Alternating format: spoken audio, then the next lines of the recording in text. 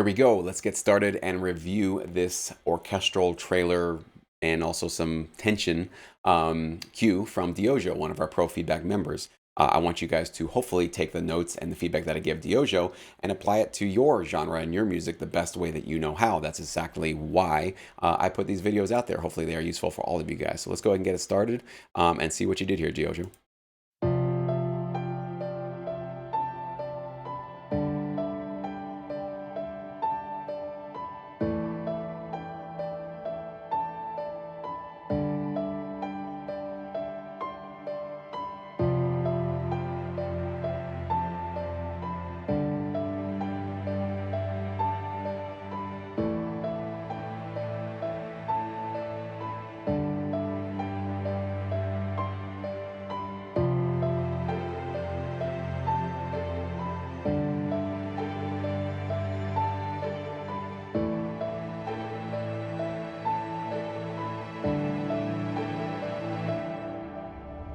So right before we go into this next section, beautiful start, man. I really feel the it's just the emotional kind of pouring out of what's happening here with this track. I like that it's fairly minimal, not too much going on. It's something that sinks into my head. I remember it, so you're definitely keeping this kind of melodic theme in place. And you're building. You're definitely adding new elements and bringing things to the top. I really think one thing that can make this track stronger, though, is to kind of boost the volume of these new elements coming in. I could barely hear, a little bit of a low string coming in, kind of these cool little high pads that were sort of creeping in there. And I loved them. Everything was sounding great, but it was just so subtle and so kind of behind the scenes that it was barely adding kind of more to this track. So I think what we want to do is make our additions to our music way more obvious. So definitely don't be so shy with those new elements that you add in there. Boost them up a little bit in volume, man. But the piano sounds amazing. These sounds are great. You definitely have a lot of good things going on already with this track.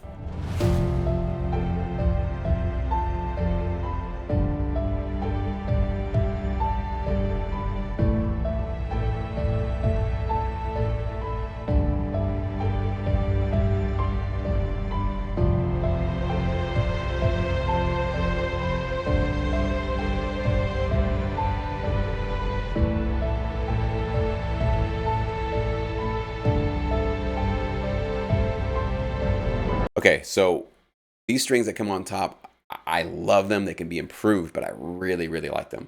In fact, I want those to be starting the top of this sort of B section. When these strings come in, I think those should have started us off with this new bum. But those strings do have two big issues that could get in the way of this track getting accepted and placed. They don't have much dynamics to them, so they're kind of just bum, they're not really singing, so there's no fluctuation in their volume. So you want to get really comfortable with your dynamic wheel, with your automation process, however you want to do it, but definitely give those strings some, make them sing and come up a little bit in dynamics, really squeeze the emotion out of those, make them come to life. So you got to take that extra time, especially when you do that. Also, some of those notes are pretty long, like almost too long. I think I would rewrite that lead melody so that, maybe you have a half note every so often, but some of those notes felt like they were almost like a whole note. They were way too long.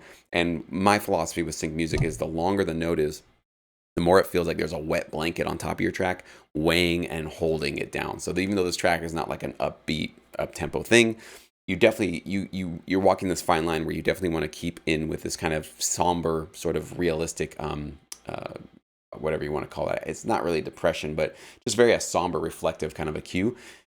But if you go too heavy with it, it starts to drag and it starts to feel really just lethargic and tired. And that's what that melody is doing to your track in this middle section. So restructuring it so you have some more notes essentially kind of moving a little bit quicker, not super fast, but just quicker than what you have going on there, and start this B section with it. I think that's where you want to go with this section.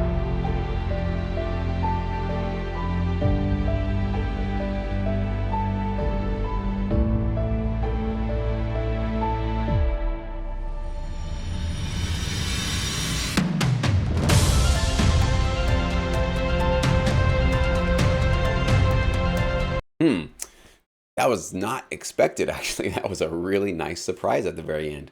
I like this C section here. It's really bright. It feels like we're now on an adventure. I'm feeling a disconnect though, so I got to give you this note about your emotional consistency. Not really getting the emotional consistency. So the beginning of the track felt, like I said, somber, reflective, almost sad a little bit. And then as we moved into the B section, a little bit bigger, but still in that place.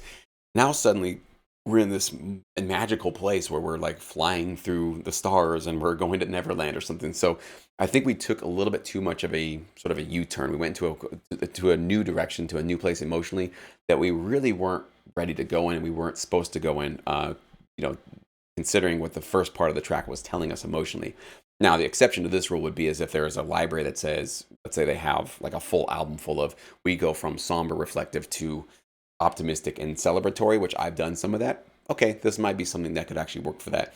But if you're just putting this together and trying to, submit it to a library, you always want to keep your track focused on one emotion. So if you're going to go in this beautiful, bright, adventurous feel, the first part of your track can be smaller, can be minimal, but it should still have that feeling of we're about to go on an adventure, we're about to embark, we're about to discover, and we're going to be curious about the world. But that's not what I got. So I'm getting kind of two different emotional styles. So that means that this should probably be split up into two different cues, to be honest with you. This last section should probably be turned into its own cue with its own intro. And this first intro section, or at least the two intro sections, you should create a new C section, a new build that feels still reflective and somber, but bigger than what we had before. So I think that's one thing that can keep you in a more of a licensable path, especially since this is how most licensable music gets structured, that you really just stay with one emotion throughout.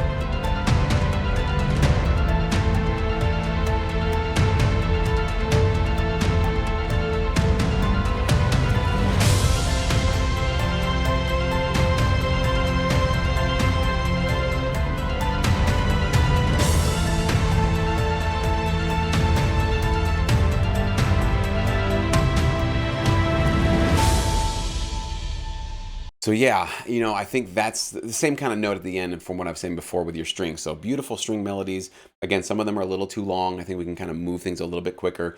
And those dynamics, like if you had some dynamics there with some, faster changing notes, I think you would have a much richer and more satisfying ending here. So this is kind of where we want to go with this track. I really do think that your musical talents are right on par. Like, it's beautifully composed. Like I said, these are tiny, tiny little tweaks that you can do to just make sure that this is a little bit more licensable. I would say the second half of this chorus felt a little bit more like it belonged with the rest of the track. So I think you are kind of there. It's these those high arpeggiated strings that you had going on.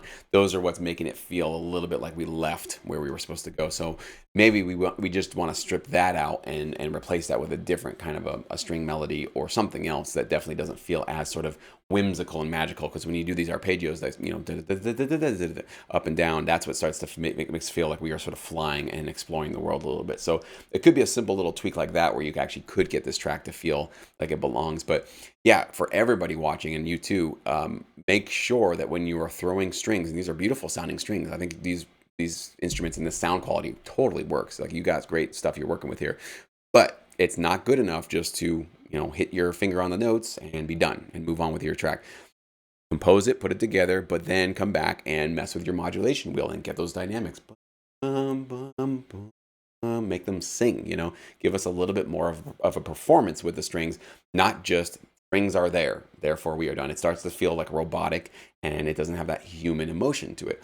You don't need a lot of strings to create that. You just need to make sure that whatever strings you do include in your track, you spend that extra 10, 20 minutes milking out a little bit more of the emotion with either automation on your tracks or with a modulation wheel, whatever works for you. But excellent work all around. Definitely a licensable direction. One thing that I always caution everybody is to just make sure you're aware that the slower, somber, sadder tracks can get placed. They're definitely on TV. They're on streaming sites. You can hear these kind of tracks, but they are just not as often as the mid-tempo to up-tempo tracks, even with kind of trailer music like this. So just be aware that if you want to get into this business, if you want to do this kind of somber, slower, kind of reflective music, I just wouldn't put 100% of my effort into it. Put out a couple of albums in it. You spread it around, maybe do 20, 30% in this style. But honestly, that 70, 80% of it, I think you should go to mid-tempo, up-tempo, a little bit more energetic. Think minimal tension, think orchestral, big, larger-than-life trailers. And that's what you're going to find if you watch trailers and movies and all that kind of stuff. You're going to find a lot of it goes into that sort of mid to up-tempo direction. So really, really high energy. But not only that, when you do that, your music can not only be used for trailers, but then you can start to switch over and be useful for sports, right? So sports music, sports placements, right? this big, larger than life orchestral sound gets used all over the place in sports. It gets for commercials, it gets for promos, for ads. So you're sort of broadening out your net a little bit more when you go into the higher tempo, higher energy things. So for what it's worth, that's what I want to always remind you guys, to just make your choices wisely when you want to go there. So I hope you guys found this feedback useful. If you want me to review your music and you'd like to get this kind of feedback from myself and other trained and professional sync licensing producers and library owners, the only way to do that is you got to join us in Pro Feedback. It's my brand new service. It's amazing. We've had so many members tell me that they have literally seen a dramatic, like 180 completely change in how they were producing their music, and they're hearing the results. They're hearing that their tracks are getting stronger. They feel more confident. They feel more productive. And many of them are finally getting into the libraries for the first time after months or even years of getting rejected and getting no responses. So they're getting that clarity and that confidence that they've been looking for so long. There's no shortcut to it, though. You definitely got to put in the work. If you're ready to start submitting music to us and you want to get that helpful feedback so you know exactly what you need to do to get your tracks to the next level, like I was just giving here, that's what you got to do. You got to join us in Pro Feedback. We'd love to have you join us. It's an amazing, great community, and we'd love to have you be our next member.